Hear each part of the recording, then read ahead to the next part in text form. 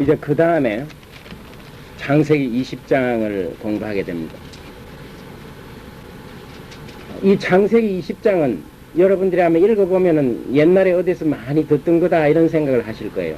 이 창세기를 쭉 공부해 오신 분들은 아브라함이 거기서 남방으로 이사하여 가데스와 술 사이 그랄에 우거하며 그 안에 사라를 자기 누이라 하였으므로 그랄 왕 아비멜렉이 보내어 사라를 취하였더니, 여기에 보면은 많이 듣던 이야기입니다. 아브라함이 처음에 창세기 12장에 가나안 땅으로 와가지고 흉년이 들어가지고 애굽까지 내려가가지고, 애굽에 내려가니까 혹시 바로가 사라를 뺏어갈 것이 걱정이 되어가지고 너는 내 누이 동생이라 하라, 그렇게 속이고 바로에게 많은 선물을 받아서 다시 가나안 땅으로 돌아온 그런 경험이 창세기 12장에 있습니다. 여기에는 애굽까지는 가지 않았지만은 그랄이라는 도시로 갔습니다. 이 그랄은 그 가나안 땅에 있는, 그러니까 그 남쪽으로 내려가면은 애굽하고 경계가 되는 그런 지역에 있는 가나안 땅의 도시입니다. 나중에 그 블레셋 사람, 팔레스타인 사람들이 살았고, 그랄에 우거하며 그 안에 사라를 자기 누이라 하였으므로 그랄 왕 아비멜렉이 보내어 사라를 취하였더니, 근데 지금 우리가 이 순서가 여기 보면 창세기 이제 22장에 21장하고 21장에 이제 이삭을 낳습니다. 사라가. 그러니까 사라가 지금 몇 세냐 하면은 89세예요. 이때쯤. 그게 90노인입니다. 근데 90노인을 어떻게 아비멜렉이 자기 아내를 삼으려고 데려갔을까, 이런 생각을 우리가 할 수가 있죠. 그래서 두 가지가 있습니다. 하나는 정책적으로, 아마 양떼가 많고 막 부자니까 그런 사람들을 되게 옛날에 왕들이 자기 궁으로 이렇게 데려다 놓고 동맹관계를 해가지고 서로 이렇게 그 이익을 주고받는 그런 하나의 방법이 있었고, 또 하나는 하나님이 기적적으로 90세 된 사라와 100세 된 아브라함에게 이삭을 줄 때 그냥 그 노인 영감 할머니 사이에 아들을 주게 한 게 아니라 젊게 하셨는지도 모릅니다. 회춘을 차츰차츰 시켜가지고 젖을 먹어야 될 거 아니에요. 그런 식으로 아마 사라가 굉장히 나이가 많았지만은 아주 젊음이 새로 솟아나는 그러한 회춘을 한 그런 사이가 아니었나. 하여튼 매력이 있었던 것 같아요. 이 그랄 왕이 사라를 취했다 하는 걸 보면, 그 밤에 하나님이 아비멜렉에게 현몽하시고 그에게 이르시되 네가 취한 이 여인을 인하여 네가 죽으리니 그가 남의 아내임이라. 그러니까 이 아비멜렉은 정말 누이 동생이라고 해서 데리고 왔는데 꿈에 하나님이 나타나셔가지고 이 여인은 남편이 있는 남의 아내이다, 이렇게 말을 합니다. 일반적으로 남편이 있는 아내를 취할 때는 사형에 처합니다. 그 당시 그 지방의 법이 그랬습니다. 아비멜렉이 그 여인을 가까이 아니한 고로 그가 대답하여 하되 주여 주께서 의로운 백성도 멸하시나이까. 마치 아브라함이 롯을 위해서 기도할 때 그런 말을 썼죠. 그러니까 이 아비멜렉이라는 왕은 이 여호와 하나님을 알고, 그리고 아브라함이 믿는 하나님이 어떤 분인가 하는 것을 아는 사람 같아요. 주께서 의로운 백성도 멸하시나이까, 이렇게 질문을 합니다. 그가 나더러 이는 내 누이라고 하지 아니하였나이까. 그 여인도 그는 내 오랍이라 하셨사오니 나는 온전한 마음과 깨끗한 손으로 이렇게 하였나이다. 우리가 아브라함이 참 훌륭한 믿음을 가지고 있고 대단한 용기가 있으며, 그리고 남을 위해서 중보기도 하는 이런 정말 믿음의 사람인데, 어떨 때 아브라함이 실패하느냐 하면은 자기의 생명에 대한 위협을 느낄 때 항상 실패를 하는 거예요. 그랄에 지금 그 애굽에 갔을 때도 흉년이 들어가지고 굶어 죽을 것 같으니까 우선 애굽으로 갔어요. 하나님께 의지하지 않고 가서 보니까 사라도 뺏기고 자기도 죽을 것 같으니까 거짓말을 하는 거예요. 여기도 보면 마찬가지입니다. 그랄이라는 그런 낯선 동네에 가가지고 자기의 생명에 대한 위협, 그런 그 텐션이 생길 때 이런 거짓말을 합니다. 하나님으로부터 떠나게 됩니다. 그래서 우리가 참 믿고 이럴 때 좋은데 싸울 때 우리의 모습을 한번 봐야 하는 거예요. 그래서 정말 저 사람의 믿음이 있나 없나 이거를 보려면은 한번 공경에 처할 필요가 있습니다. 그래서 나는 사감을 고를 때 그런 식으로 참 어렵게 사람을 하는 건 안 좋은데 우리가 좋을 때는 참 좋은데 이 위기에 처했을 때 그때 이제 믿음이 있는 사람 없는 사람이 다 나타나는 거예요. 죽는다 이러면 그때는 사람들 생각이 다 다릅니다. 뭐 이건 사실인지 아닌지는 모르지만 6.25 때 어떤 그런 일이 생겼다는 걸 내가 책에서 읽었는데 인민군이 와가지고 동네 사람 다 모아놓은 자리에서 교회 나가는 사람을 전부 교회당에 모아놓고 목사님부터 쫙 한 줄로 세워놓고 네가 이 십자가에 춤을 뱉고 예수를 욕하면 내가 살려주겠다 이렇게 이제 인민군 한 놈이 아마 총을 들고 이렇게 했던 것 같아요. 그러니까 목사님부터 이제 순서대로 하는데 목사님 하나님 미안하지만 내가 생명을 살려야 되겠으니까 에이 예수의 나쁜 놈하고 춤을 받고 지나간 거예요. 그 다음에 장로님들이 쭉 지나갔는데 마지막에 노인 한 할머니가 야 이놈아 그게 무슨 소리냐고 나는 예수님이 정말 하나님의 아들이고 우리의 생명의 구원이심을 믿는다고 말이지 대단히 욕을 그 인민군한테 향하고 하니까 인민군 그 사람이 가만히 있다가 야 이놈의 자식들아 예수를 믿으려면 이 할머니처럼 믿으라고 말이지 그 나머지는 다 소아족이고 할머니만 살려준 거예요. 그리고 정말 할머니는 예수를 믿었기 때문에 살은 거예요. 그런 물론 일화로 아마 그런 걸 했을 것 같긴 한데 그런 이야기가 있습니다.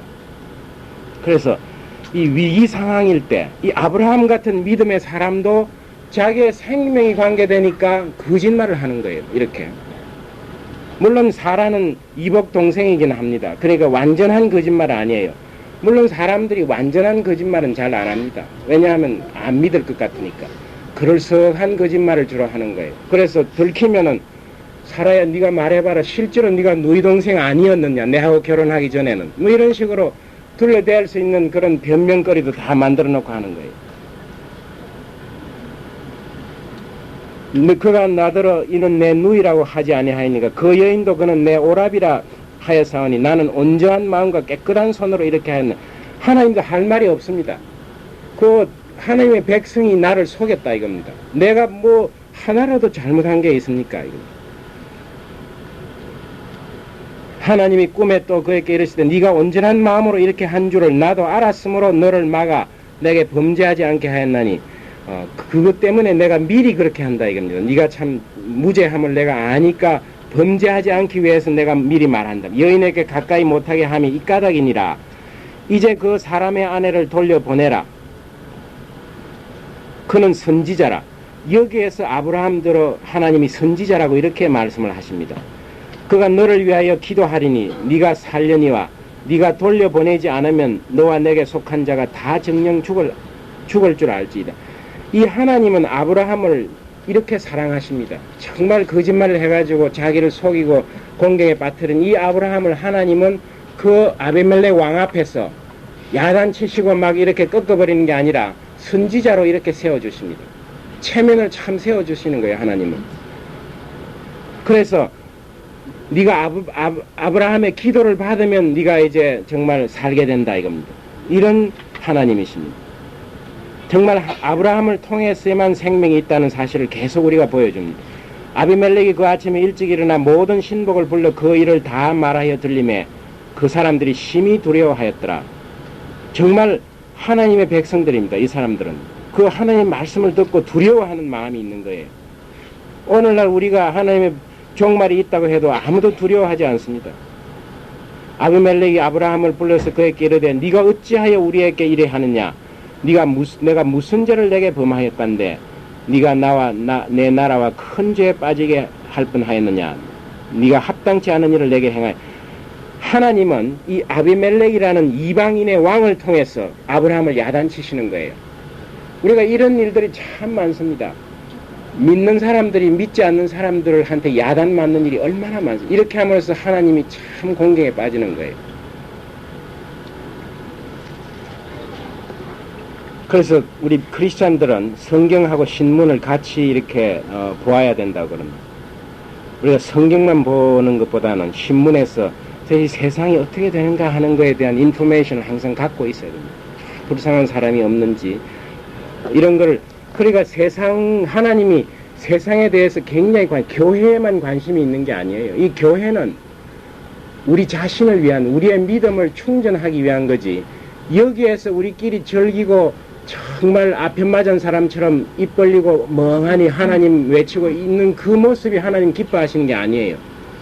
뭘 기뻐하시느냐 하면은 세상에 나가가지고 하나님이 원하는 일을 할 때, 그러니까 정말 하나님이 도와주고 싶은 사람을 가서 도와주고 형제를 사랑하고 이런 일을 하실 때 하나님이 곧 자기에게 행한 것처럼 한다고 그랬지. 우리가 여기서 막 이렇게 정말 멍이른 사람처럼 이렇게 하는 그거는 우리를 위한 거예요. 물론 하나님은 그걸 통해서 우리와 하나님의 관계를 유지하지만 그 관계가 잘 된 사람들은 나가서 이제 하나님을 보여주는 일을 해야 된다 이겁니다. 그래서 세상이 우리를 참 나무랄 때가 너무 많습니다. 요즘 그 실험지 다반지 사건 같은 거, 그게 신학대학에서 일어났고 전부 지금까지 소환된 사람이 집사님, 신학대학 교수님 이런 분들이에요. 오늘날 이 사건이 우연한 사건이 절대 아닙니다. 한국의 크리스찬이 이제 4분의 1이면은 앞으로 이제 사건이 4개 일어나면 그 중에 1개는 틀림없이 집사님이나 뭐 목사님이 관계됐을 거예요. 그런 사건들이 계속 일어날 겁니다.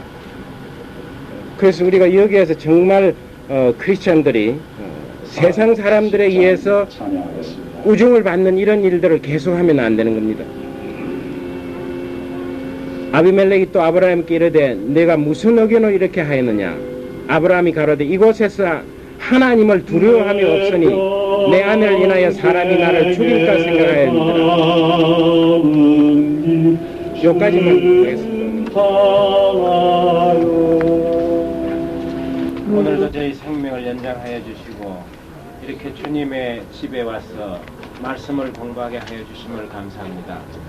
하나님 아버지, 정말 이렇게 장시간 동안 저희들이 창세기를 가지고 공부할 수 있게 은혜 내려주심을 감사합니다. 정말 이 시간이 저희들에게는 귀한 은혜의 시간이 되고 하나님의 뜻을, 하나님의 말씀을 우리가 바로 깨닫는 시간 되게 축복하여 주시옵소서.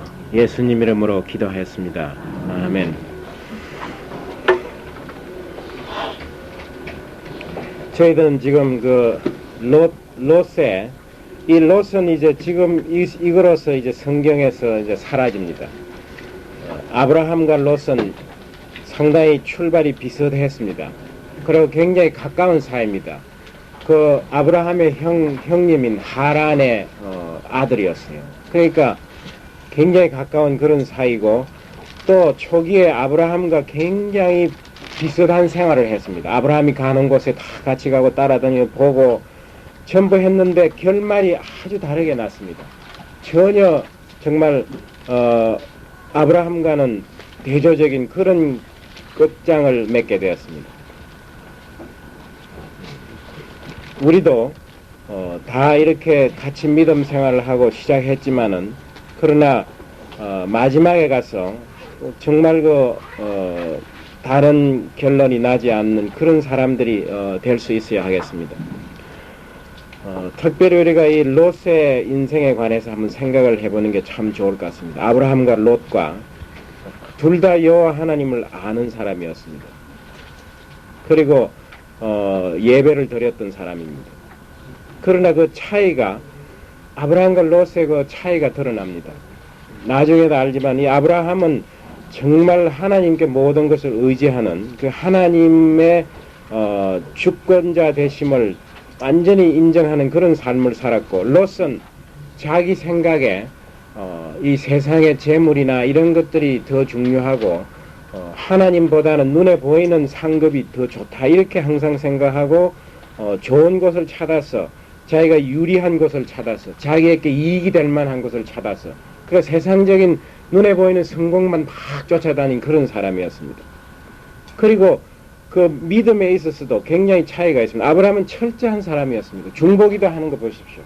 참 얼마나 철저하게 하고 또 롯이 포로로 잡혀갔을 때 318명밖에 안 되는 그런 정말 비교도 안 되는 병력을 거느리고 롯을 구하러 갔습니다.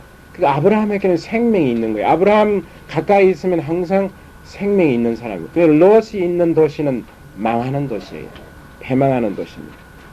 그래서 이 롯은 자기 사이들에게 이제 우리 소돔 고모라 도시를 하나님이 멸망하러 이제 심판하러 오셨다고 이렇게 갔을 때 사이들이 농담으로 여겼다고 그랬죠. 그때 아브라함 같았으면 어떻게 했겠습니까? 야단을 치면, 물론 그런 일이 생기지도 않았을 거예요. 아브라함의 사익감 될 사람은 벌써 아브라함이 말하면은 그걸 정말 그대로 받아들일 그런 사람입니다. 롯에게 책임이 있는 거예요. 그 사익감들을 잘 이렇게 행동으로서 믿음으로서 보여주지 못했습니다. 전도하지 못한 거예요. 그 결과가 얼마나 심각합니까? 사익감 둘을 소돔시에 두고 딸아이들만 데리고 나왔는데 동굴에서 살면서 그 딸아이가 아버지에게 술을 먹여가지고 그 딸하고 아버지 사이에 놓은 자식이 모압 쪽에 조상이 되고 그 다음에 또 암몬족 속의 조상이 되는 그러한 참 비극적인 일이 일어났습니다. 그러니까 여기에서 우리가 배워야 할 게 뭡니까? 가까이 있는 사람을 전도하지 않았을 때 이런 불행이 생긴다는 거예요. 가까이 있는 사람, 자기 사이 될 사람을 그때 정말 술병을 들고 올 게 아니라 사이에 손목을 끌고 왔어야 하는 거예요. 그랬으면은 이런 불행한 일이 동굴 속에서 일어나지 않았습니다. 그래서 여러분들이 전도를 하다가 어설프게 이렇게 하시지 말고, 내가 저 사람을 전도해야 되겠다면 아브라함이 중보기도 하듯이 끝까지 그렇게 해야 됩니다. 만약 그렇게 하지 않으면은 그 잘못된 씨가 언젠가는 자기에게 되돌아옵니다. 이 딸들이 아버지에게 복수한 거나 마찬가지예요. 왜 사이 남편 될 사람들을 아버지가 못 따라왔느냐 이거예요. 그래서 성경은 항상 벌을 줄 때 눈에는 눈 하는 그런 식으로 줍니다. 네가 네 사이 될 사람을 손목을 끌고라도 데리고 오지 못했으니 너는 네가 네 딸에 대해서 사이 노릇을 해라 이거예요. 그렇게 해서 이 사람 아버지가 자기 딸에게 이렇게 자식을 갖게 하는 이런 거를 성경은 말해줍니다. 물론 여기에서 신학적으로는 이 모압이나 암몬 족속은 참 이스라엘을 괴롭힌 가나안 족속하고 암몬 모압 족 세 족속이 이스라엘을 굉장히 괴롭혀서 이 사람들 때문에 우선 40년간 가나안 땅에 들어가는 걸 방해했습니다. 암몬하고 모압 족속이. 그리고 가나안도 마찬가지입니다. 이 세 족속이 태어난 동기가 술 때문에 생겼습니다. 어떻습니까? 노아가 이제 그 포도주를 자기가 심은 포도주를 수확해서 먹고는 취해가지고 벌거벗고 잘 때, 그때 자기 아들 함이 그걸 보고 그 함에게 내린 저주가, 거기에서 난 아들이 가나안이에요. 그 바로 술 때문에 생긴 사건이에요. 그 여기에도 물론 이 여러 가지 복합적인 이유가 있긴 하지만은 근본적으로 직접적인 원인은 술을 먹고 아버지하고 관계를 하는, 그러니까 술 때문에 생긴, 그러니까 모압이나 이 암몬이나 가나안 이거는 술김에 생긴 아들이에요. 그러니까 이게 참 제대로 된 사람일 수가 없다는 거예요. 술 먹고 여러분들 절대 애기 배지 마라 이 말도 우리가 성경에서 배워야 하는 거예요. 그러면 이런 참 못된 자식이 나올 뿐 아니라 남한테도 큰 피해를 주는 이런 사람들이 난다 이거예요. 그래서 우리는 성경을 자세히 보면은, 난 이거 매일 성경만 생각합니다. 시간만 나면. 내가 이걸 최근에 생각을 한 거예요. 그러니까 지난번에는 내가 여러분한테 말을 못 해줬는데 가르쳐주고 보니까 그게 참 그렇구나 하고 이런 생각이 드는 거예요. 그래서 이 성경은 영원한 진리예요. 내가 뭐 한 5, 6년 동안 창세기만 내내 생각을 하는데 그래도 나날이 새로운 생각을 주는 거예요. 그래서 이 하나님의 말씀은 정말 영원한 거울이에요. 우리가 그게 비추어 보면은 자기의 모습이 거기에서 자꾸 드러나는, 내가 변화되면 변화된 게 거기서 나타나고 우리를 반영하는 겁니다. 그래서 여러분들이 이 성경 말씀을 정말 깊이 생각하고, 그래서 이스라엘 사람들은 이걸 꿀처럼 이렇게 생각을 하는 거예요. 그래서 성경 처음에 가르칠 때 아이들한테 말씀 하나 가르쳐주고 꿀 한 솥 떠먹여줍니다. 그래서 네가 이 꿀처럼 담그다 이렇게. 그러니까 이스라엘 사람들은 이 성경 읽는 거가 우리처럼 의무적으로 하는 게 아니에요. 정말 이거는 생명이라고, 이걸 내가 붙들고 있어야만 산다 하는 이런 생각으로 꿀처럼 달게 생각을 하는 겁니다. 그리고 또 한 가지 우리가 교훈을 끄집어낼 수 있는데, 이 자기 성격을 알아. 내가 만약 롯이면은, 이 롯은 경고를 1차적으로 한번 받았습니다. 아브라함을 떠나갔을 때 소돔 고모라에 가가지고 포로로 잡혀갔죠. 그 북방에서 쳐들어왔을 때 포로로 잡혀갔습니다. 그래가지고 아브라함이 구출해 주었습니다. 그게 뭐냐면 1차적인 경고로 받아들여야 합니다. 경고. 네가 아브라함 가까이 있어야 된다 하는 것을 나타냈는데, 포로로 돌아와가지고 즉시 소돔 고모라로 가서 더 이제 출세를 한 거예요. 거기서 이제 완전히 그 어떤 그 관리직까지도 맡게 되는 지도자가 된 겁니다. 그래서 우리가 인생을 사는데 하나님이 경고를 주실 때 그거를 얼른 받아야 하는 겁니다. 이 정도 경고를 주면 되게 깨닫겠죠. 아하, 이 소돔 고모라가 내가 살 곳이 아니구나. 나는 그저 손해를 보더라도 아브라함 천막 옆에 내가 살아야 되겠다 하는 이런 생각을 하고 아브라함에게로 돌아가야 하는 겁니다. 그래서 이런 변을 당했는데, 두 번째 변을 당하고서도 즉시 나는 아브라함에게로 쫓아가야 하는데 어디로 갔습니까? 굴 속에서 사는 거예요. 굴이라는 것은 캄캄한 곳이에요. 생활의 변화가 하나도 없는 겁니다. 옛날로 돌아가서 그런 그 동굴 속에 사는 거예요. 비록 소돔 고모라 도시에서 피신은 했지만 마음속에 있는 그 습관이나 행위는 하나도 변화받지 않았습니다. 역시 동굴 속에 사는 거예요. 그러다가 이런 불행한 사건이 생겼습니다. 그래서 우리는 하나님이 우리 삶에 있어서 너 그거 잘못됐다 하고 이렇게 좋게, 물론 이 포로로 잡혀가는 것도 편안한 건 아니죠. 그거 대단한 고통일 거예요. 아마 재산도 다 뺏기고 그런 참 끔찍한 사건을 당했는데도 여전히 옛날에 하던 그대로 계속한, 그게 롯의 실패입니다. 이 롯은 근본적으로 악한 사람 아니에요. 롯은 하나님도 알고 참 축복이 하나님부터 온다는 것도 알고 하지만은 아브라함처럼 그걸 철저하게 완전하게 믿지 못했기 때문에 편리한 대로 생각하는 거예요. 잘 되면 하나님 덕이고, 또 이제 뭐 못 되면 이제 세상 사람들이 나에게 손해를 끼친 거다. 자기 편리대로 해석하는 겁니다. 그래가지고 이런 이제 엄청난 불행을 당하게 되는데, 어쩌면 우리가 전부 롯과 같은 사람들일지도 모릅니다. 대부분.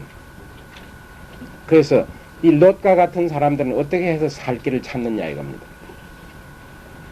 이 롯처럼 동굴에서 혼자 이렇게 살지 말고 교회에 와서 구역 예배에 참석해서 믿음이 좋은 아브라함과 같은 이런 사람을 옆에다가 두고 그 사람을 바라보아야 하는 겁니다. 물론 궁극적인 우리의 선생은 예수 그리스도예요. 우리가 예수를 닮아가는 게 교회에 나오고 예수 믿는 목적이 예수님 닮는 게 그게 이제 목적입니다. 그러나 처음부터 내가 예수님 닮으려고 이렇게 생각하시면 참 실망하실 거예요. 도저히 안 됩니다. 처음에는 내가 구역장을 좀 닮아야 되겠다 이렇게 생각을 하십시오. 사실 참 구역장도 제대로 저도 구역장이긴 하지만은 나 닮을까봐 참 겁나긴 하지만 그래도 되게 사람들이 내 속마음은 잘 모르니까 그저 이렇게 내가 저 구역장 닮아야지 이런 식으로 우선 생각을 하시고 노력을 하고, 그 다음에는 조금 그게 성공하면 내가 목사님처럼은 좀 적어도 돼야 되겠다. 그래가지고 좀 괜찮으면 이제 나도 아브라함처럼 되어야지. 이런 식으로 믿음의 그 구체적인 삶을 통해서 나타나는 그런 사람 가까이 자꾸 가야 되는 거예요. 이 롯처럼 떨어져 나가면 안 된다는 겁니다. 그래서 여러분들이 교회에서 모이는 걸 자주 하고 구역 예배가 있을 때도 자주 모이고 그런 것들을 롯을 통해서 배울 수가 있습니다. 그래서 성경은 아브라함과 같은 성공적인 믿음을 통해서도 우리에게 가르쳐 주지만은 이 롯과 같은 실패를 통해서도 가르쳐 줍니다. 그래서 한 장도 그저 두고 지나갈 수가 없는 거예요. 그래서 이 전부가 우리에게 깨우침을 주는 겁니다. 그 다음에 이제 저희들이 창세기 20장을 공부를 했는데,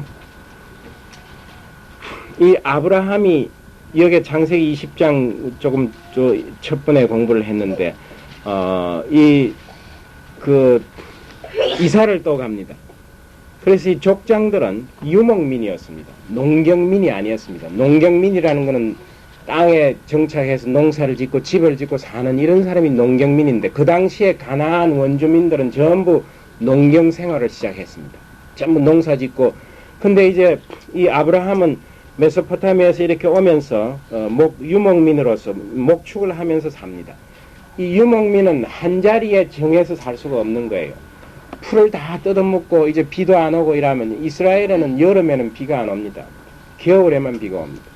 그래서 봄, 겨울 이럴 때 비가 와서 이제 초장이 파랗게 되면은 풀을 뜯어먹는데, 그게 없어지면은 다음 겨울까지 기다려야 되는 거예요. 말라버리니까. 그럼 자꾸 이렇게 움직여가면서 생활을 하는 겁니다. 그래서 아브라함은 천막을 치면서 계속 옮겨서 사는데, 이제 그랄에 이제 갔습니다. 이 그랄은 지금 그 이스라엘 남부에 속하는데, 애굽으로 가는 길목에 있는 그런 그 장소입니다.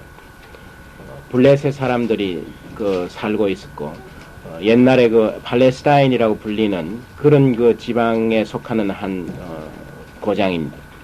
거기에도 우거한다고 그래놨죠. 항상 우거한다. 그래서 아브라함이 우리에게 보여주는 생활 태도는 이 세상을 우거하는 식으로 살아라 이겁니다. 너무 여기에 천년만년 살 것처럼 참 애착을 가지고 매달려 가지고 이렇게 살지 말아요. 왜냐하면 곧 떠나야 할 사람들 아닌가 이거예요. 그렇죠. 우리가 지금 곧 떠나야 할 사람들입니다.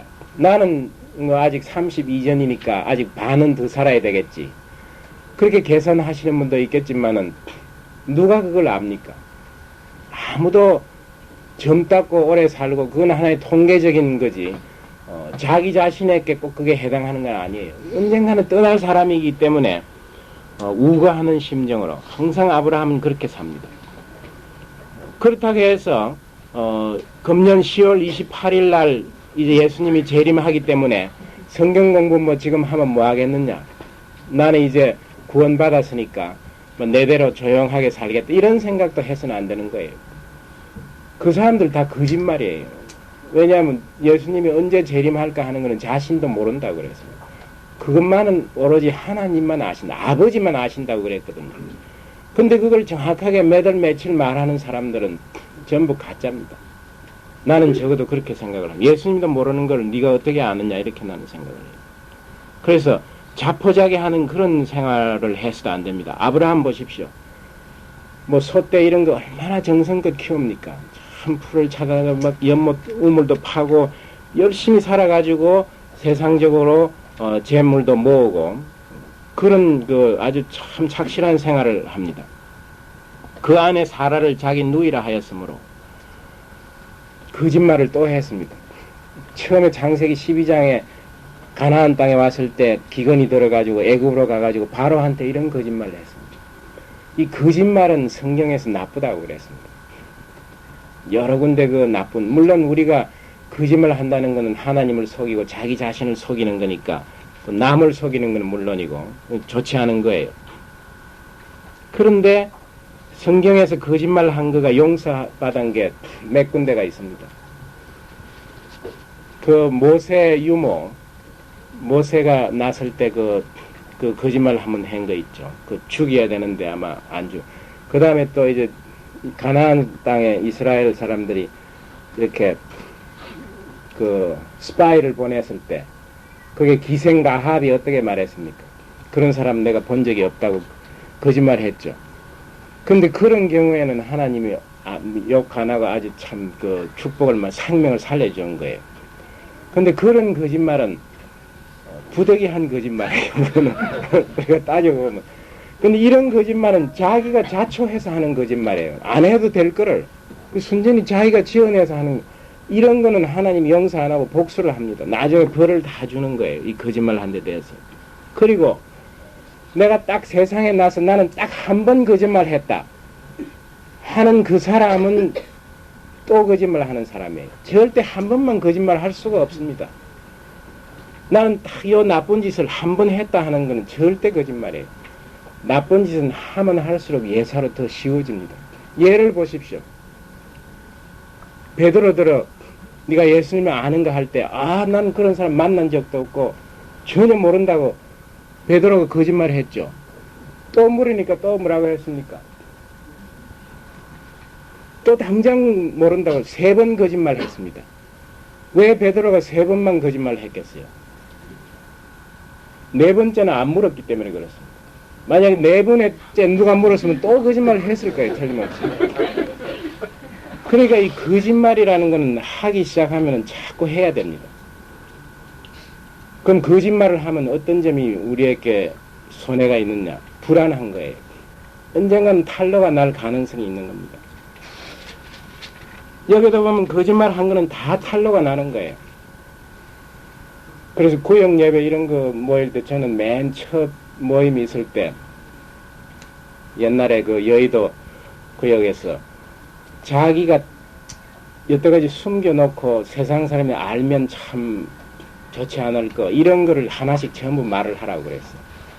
왜냐하면 그런 게 하나 있으면은 괜히 사람들을 자꾸 만나기가 싫어지고 자주 만날 수 없어요. 그러니까 자기 자신이 숨기고 있는 비밀 그런 거를 다 털어놓아 버리면은 그 이상 숨길 게 없을 때 비로소 진짜 친구가 되는 겁니다. 뭔가 이렇게 숨기고 가리고 하면은 불안해지고 혹시 저 사람들이 나의 정체를 알면 어떻게 될까 이런 마음이 자꾸 생기는 거예요. 그래서 우리는 이 세상을 살아가는데 참 현명한 방법 중에 하나가 거짓말을 안 하면은 굉장히 편안합니다. 우리가 거짓말하면 언제 탄로 날까 하는 걱정 때문에 편안하게 잠을 못 자는 거예요. 더군다나 우리 가까이 이렇게 교인들끼리 만나고 구역끼리 만나고 이럴 때는 서로가 이렇게 숨기는 게 없는 게 참 좋은 겁니다. 그래서 우리는 이런 거짓말을 자꾸 하다가 보면 나중에 그게 참말인 줄 자기도 이제 속습니다. 그거 한 10년 거짓말 하다가 보면 나중에는 진짜인가 가짜인가 자기 자신도 모를 정도로 그렇게 되어버리는데 여기에도 이 아브라함이 거짓말하는 이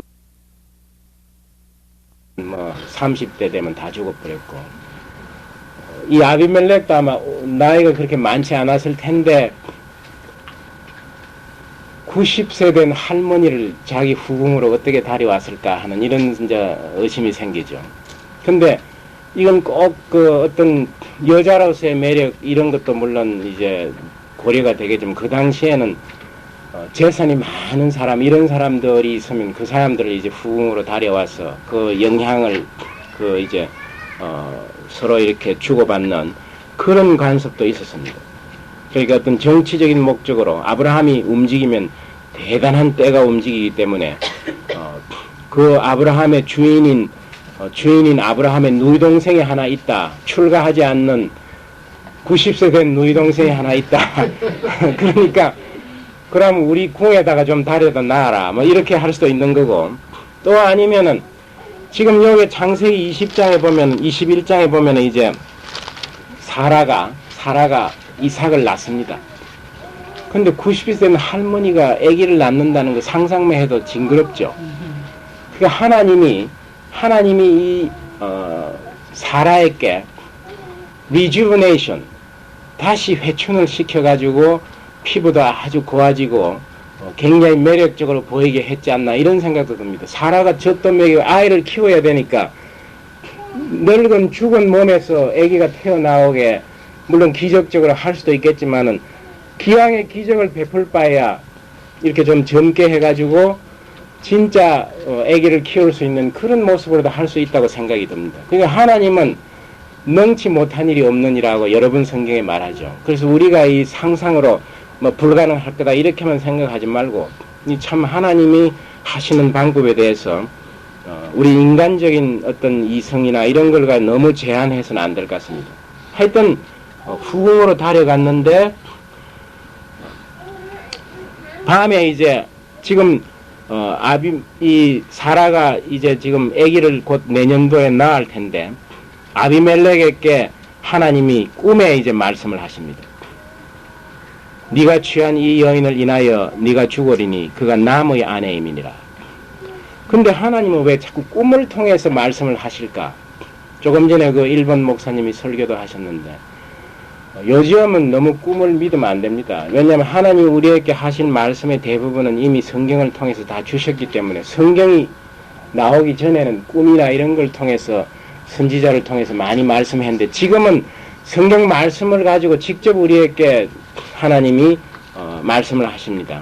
그래서 꿈에 너무 의존하려고 여기서처럼 자꾸 흉내내 가지고 나도 꿈에 뭐가 하나님이 말씀을 주시잖아요. 이걸 기다리지 말고 꿈꾸는 동안에 성경을 읽으시면 됩니다. 그게 더 확실한 방법이에요. 그래 하여튼 꿈에 현몽을 하셔가지고 네가 취한 이 여인을 인하여 네가 죽으리니 하나님도 아마 급했었던 것 같아요. 지금 네가 이 여자를 건드리면 너는 죽는다 이거예요. 만약 우리가 이거를 잘못 해석하면은 여기 보면 참 이렇게 해석할 수도 있습니다. 아브라함이 그동안 90평생 100세까지 살았는데 아기를 못 가졌는데 아마 아비멜렉의 아기를 사라가 배해가지고 그게 이삭이 되었지 않나 이렇게 잘못 생각할 수도 있습니다. 그렇죠. 불공들이로 가가지고 아기 뭐 불공들인 끝에 얻었다 하는 그거 다 거짓말 같아 내 생각에는. 그런 걸 잘 생각해 봐야 합니다. 주께서 의로운 백성도 멸하시나이까 그가 나더러 이는 내 누이라고 하지 아니하였었나이까 그 여인도 그는 내 오랍이라 하였사오니 나는 온전한 마음과 깨끗한 손으로 그리고 온전한 마음이라 이 말은 내가 진정으로 받아들였다 이런 뜻이고 내가 깨끗한 손이라면 내게 죄가 없다 이겁니다. 되게 손을 가지고 죄를 짓는 게 참 많습니다. 물론 생각을 가지고도 짓지만은 그래서 깨끗한 손이라면 죄가 없다는 뜻이에요. 뭐 손으로 가지고 죄 짓는 거 참 많죠. 대표적인 게 수리꾼. 손 가지고 이렇게 남의 걸 뺏는 겁니다. 하나님이 꿈에 또 그에게 이르시되 네가 온전한 마음으로 이렇게 한 줄을 나도 알았으므로 너를 막아 내게 범죄하지 않게 하였나니 여인에게 가까이 못하게 함이 이 까닭이니라. 참 이런 항의를 받을 때 하나님도 입장이 곤란할 거예요. 그렇죠. 뭐라고 뭐 변명할 수가 없습니다. 아브라함은 내가 택한 참 나의 종인데 이런 식으로 하니 우리도 참 하나님을 이렇게 곤란한 입장에 빠뜨리지 않아야 합니다. 근데 아브라함이 왜 이런 실수를 합니까? 자기 생명의 위협을 받을 때 이런 실수를 합니다. 그러니까 좋고 편안할 때는 하나님 잘 따르는데 정말 위기에 처했을 때 그때 이제 믿음의 신앙이 흔들려 가지고 이제 하나님의 보호보다는 내가 세상적인 관습을 통해서 그런 방식으로 내 스스로 나를 보호해야 되겠다. 그러면 수단 방법을 안 가리는 거예요. 우리가 그런 참 세상 사람들이 하는 모든 수단을 동원해가지고 뭘 쟁취하려고 한다든 자기를 보호하려는 그런 것들이 하나님을 참 곤란하게 만드는 결과를 냈습니다. 그 하나님이 이제 그러니까 내가 너한테 꿈에 경고를 했지 않느냐. 참 하나님도 구차한 변명이에요. 그래 그러니까 내가 너를 막았지 않느냐. 안 그랬으면 너가 범죄하고 내가 너를 죽게 했을 텐데 이런 이제 뜻입니다. 참 궁색한 답변에 불과합니다.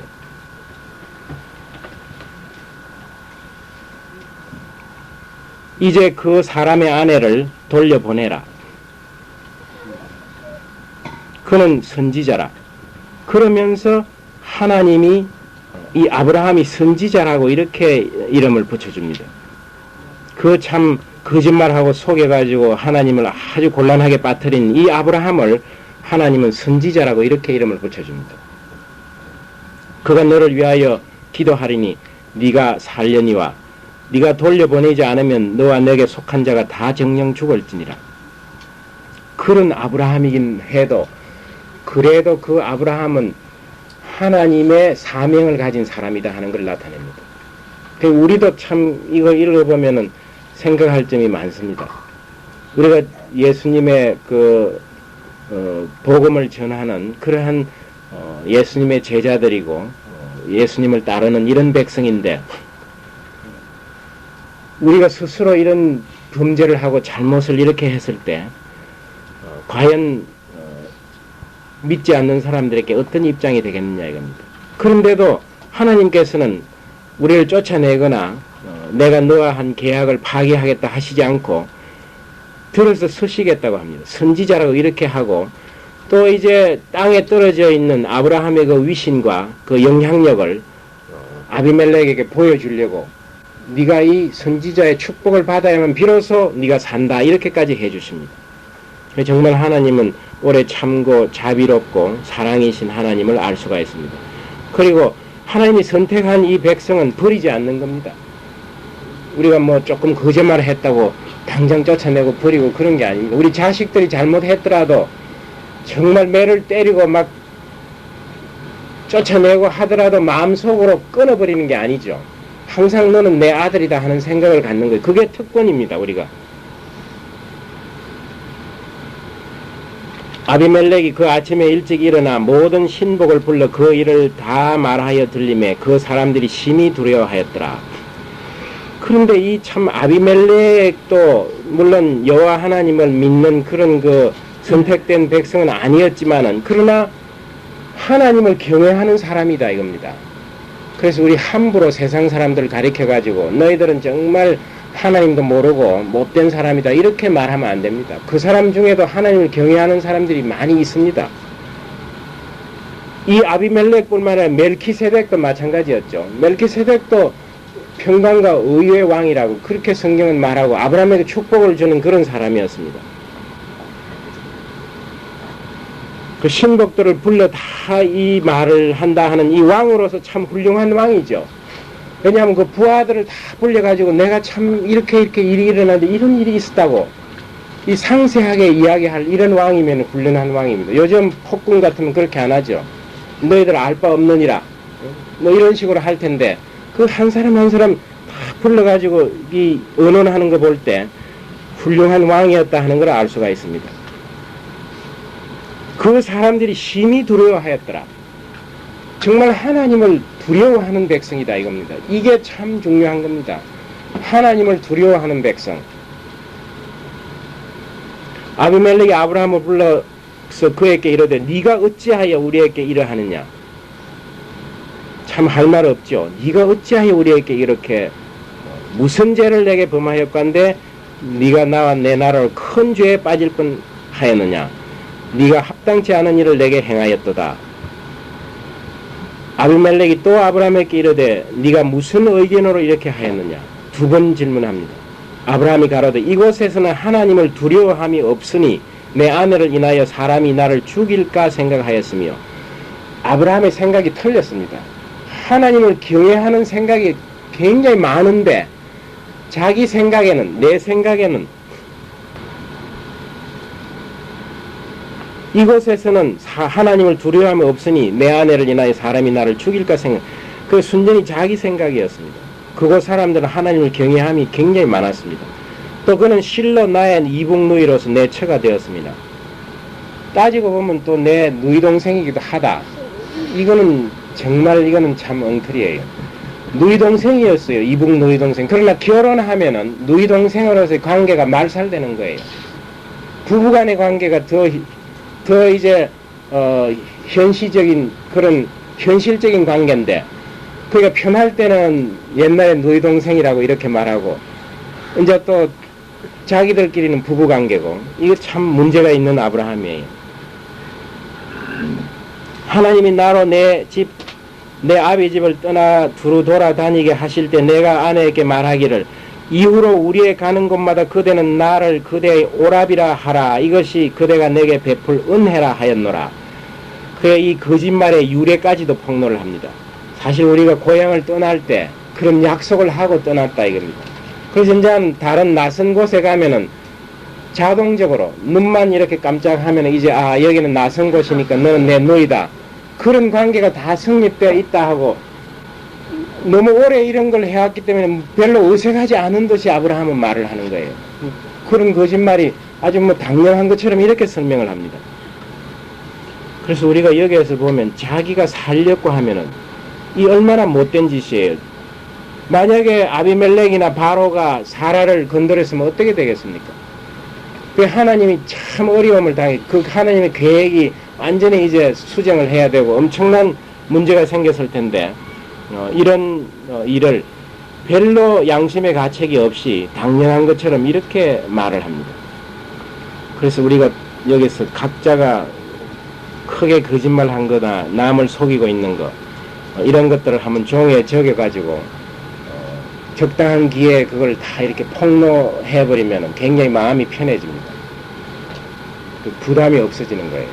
그래서 거짓말이 많은 사람은 뒤에서 누가 이름만 불러도 깜짝 놀라는 사람들이 많습니다. 아, 저 사람이 드디어 알았구나. 이렇게 생각을 하는 거예요.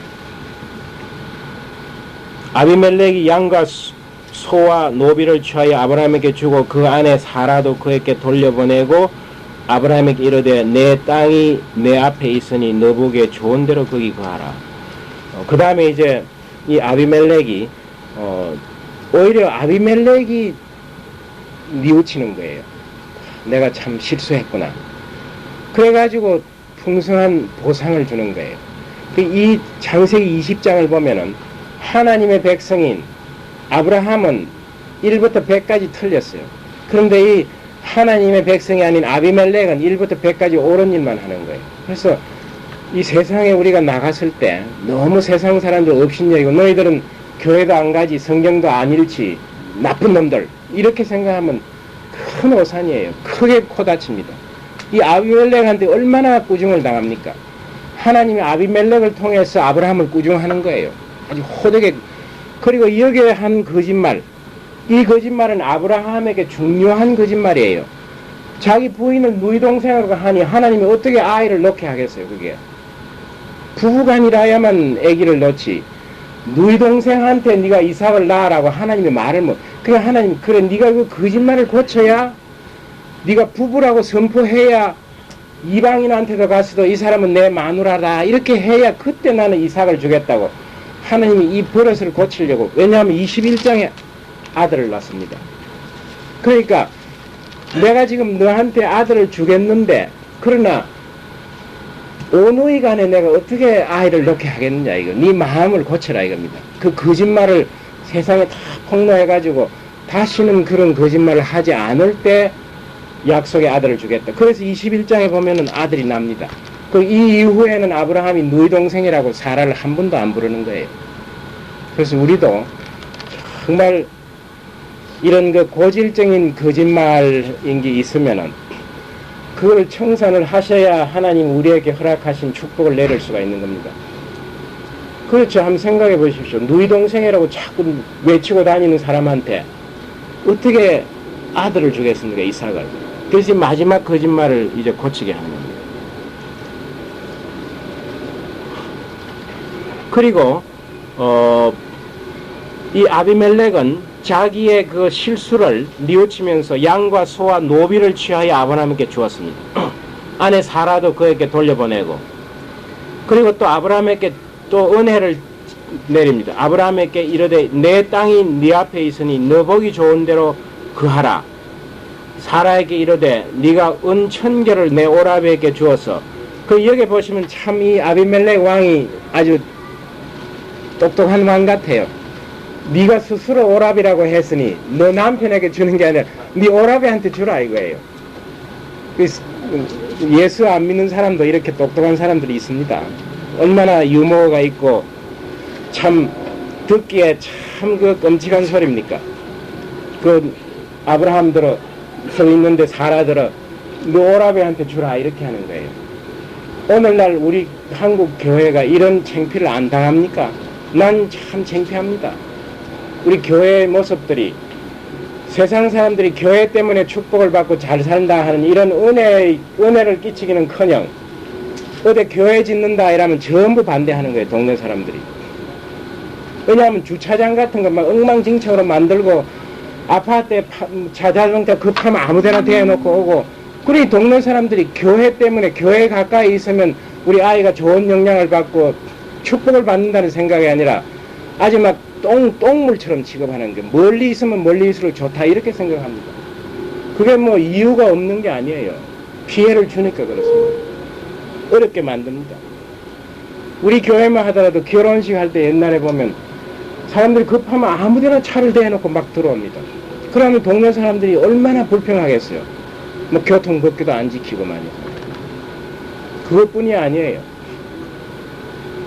목사가 살인한 사건도 전에 났죠. 교회 땅 때문에 뭐 자기 동생과 누구를 총을 쏴 죽이고 신학대학에서 문제집 도용한 이런 것도 일어나고 뭐.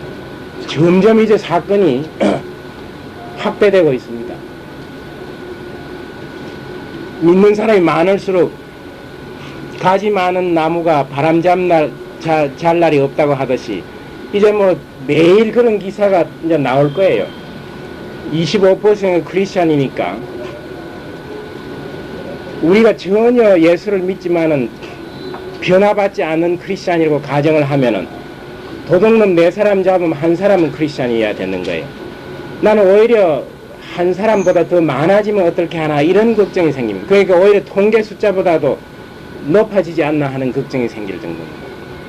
근데 이 잡히고 하는 거는 법을 어기는 것만 잡는 거예요. 마음에 죄 짓는 거는 나라에서도 안 다스리니까 그까지 합치면 전부 도둑놈이라고 해도 아마 과언이 아니지 않나 이런 생각이 듭니다. 그래서 우리 참 교회에 나와서 열심히 하나님 예배 드리는 것 중요합니다. 그러나 이 예배 드리고 열심히 한 다음에 뭘 하느냐 이겁니다. 집에 숨어서 가만히 이렇게 골방에 있겠느냐. 세상에 나가서 빛과 소금이 되라고 했습니다. 교회에 와서 빛과 소금이 되라고 성경은 말하지 않았습니다. 교회 오면 다 빛과 소금처럼 행동을 합니다. 세상에 나가서 빛과, 그러니까 이 예수님은 참 현명하신 분이에요. 너희들이 다 교회에 와서 빛과 소금이 되라 이렇게 말씀하시지 않고 세상에 나가서 빛과 소금이 되라고 했습니다. 왜 그러냐면 교회는 전부 빛과 소금이니까 어느 게 빛인지 어느 게 소금인지 비교가 안 되는 거예요. 세상에는 빛이 없고 소금이 없다고 가정을 했을 때 너희들이 거기 나가가지고 비교가 되고 대조가 되라 이렇게 말씀을 하신 거예요. 오늘날 이방인들이 우리를 아비멜렉이 아브라함을 나무라듯이 매일 나무라는 거예요. 그리고 이제 한 가지 특이한 거는 목사님이나 장로님이나 이런 분들이 크리스찬들이 좋은 일을 하면 신문에는 당연한 거로 여깁니다. 뭐 그걸 대해서 특필 안 합니다. 그러나 실수했을 때 굉장히 호되게 칩니다. 그걸 우리가 잘 명심해가지고 특별히 조심해야 한다는 것을 성경은 나타냅니다. 이 은 1000개 같으면 대단한 양입니다. 이런 걸 가지고 보상을 해줍니다. 근데 성경이 여기에서 가르쳐 주는 거는 이 아브라함이 애굽에 갔을 때도 많은 양떼와 소떼를 얻어가지고 부자가 되어가 나왔습니다. 이 그랄에서도 역시 이런 사건을 통해서 부자가 되어가지고 나오는 거예요. 이건 또 신학적으로 뭘 말하느냐 하면은 하나님은 항상 아브라함 편에 서 있다 이겁니다.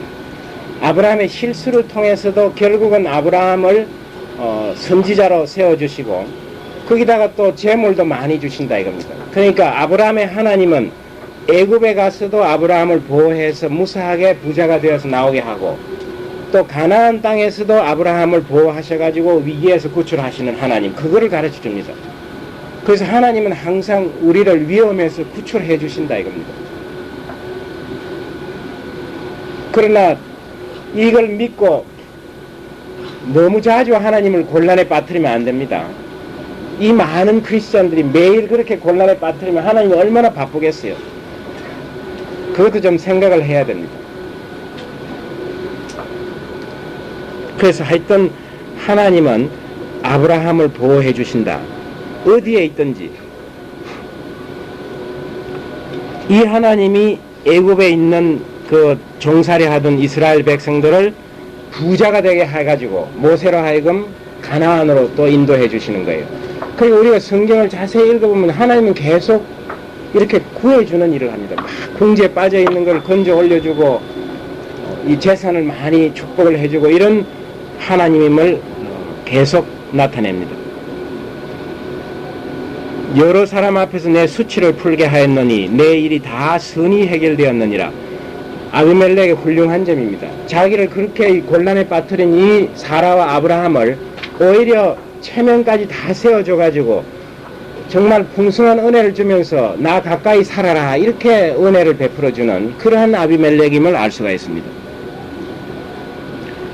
아브라함이 하나님께 기도하며 하나님이 아비멜렉과 그 아내와 여종을 치료하사 생산케 하셨으니, 그러니까 이 아비멜렉 집안의 모든 태를 닫아버렸습니다. 그것도 일리가 있죠. 지금 이 사라가 임신하면 큰일 아니겠어요, 아비멜렉한테. 그러니까 일단 하나님이 응급조치로, 그러니까 이머전시로 태를 전부 닫아버리는 이런 벌을 내렸습니다. 그래서 아브라함이 기도를 하니까 비로소 하나님이 태를 열어가지고 이제 아기를 놓는 그러한 기적을 하게 했습니다. 여호와께서 이왕에 아브라함의 아내 사레의 연고로 아비멜렉의 집 모든 태를 다쳤음이더라. 그래서 이 자식을 주고 안 주고 하는 거, 이런 것도 이제 하나님의 역사하심이라는 거. 그리고 우리의 그 사소한 이런 거짓말이 습관화되었을 때, 그러나 하나님의 백성으로서 이런 죄를 가지고는 그 축복의 자식인 이삭을 가질 수 없다는 것을 성경이 나타내 줍니다.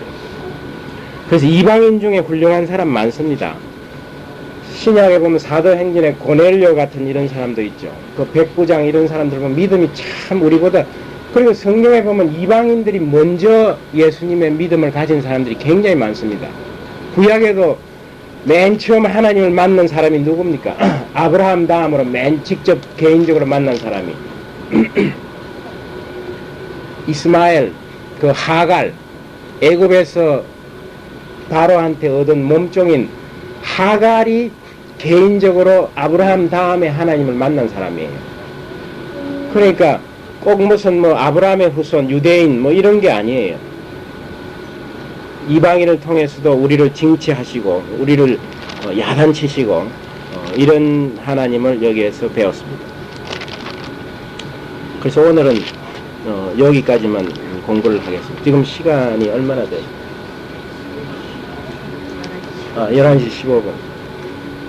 뭐 질문할 거나 이런 게 있으면, 사실 이게 좀 소그룹이면은 개인적으로 친교를 가지면서 이렇게 공부를 하면 참 좋은데 너무 사람들이 많아가지고 그런 시간이 없는데, 저는 이 창세기를 가르치고 배우면서 가르친다는 생각은 내가 해본 적이 없습니다. 내가 자꾸 배우는 거예요.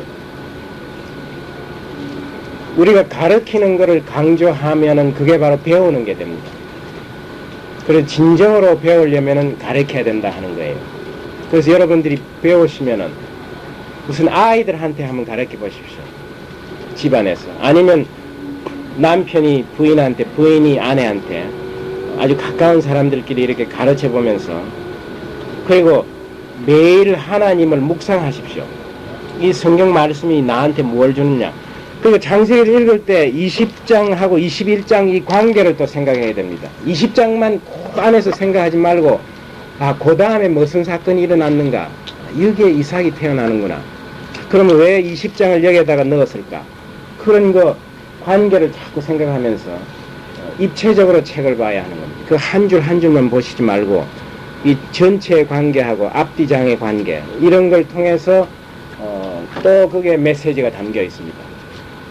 그래서 우리가 성경을 참 열심히 잘 공부를 하면은 책을 아주 잘 읽을 수 있는 능력을 줍니다. 우리가 책을 통해서 많은 지식을 얻죠. 전공의 지식이나 뭐 생활의 지혜.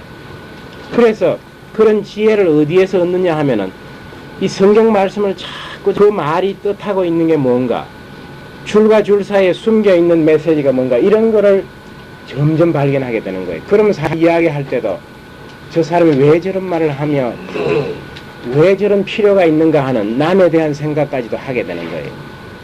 그래서 나는 사실 내가 참 공부는 많이 열심히 많이 했지만은 제대로 이 책을 읽으면서 그 안에 정보를 잘 뽑아내는, 가르칠 때 챕터 제목 같은 거, 왜 이 사이에 이 챕터가 들어있으며 여기에서는 뭘 중요하게 설명해, 이런 거 별로 안 하고 그냥 기계적으로 그렇게 안 합니다. 이제 잠깐만 이 책을 한번 보라고. 그래서 요게 왜 요게 들어있으며 어느 게 중요하고 이런 관계를 다 설명하니까 아이들이 참 그 재미있어 하는 거예요. 다른 책을 볼 때도 이런 방식을 적용하니까 굉장히 그 효과적으로 독서를 할 수가 있습니다.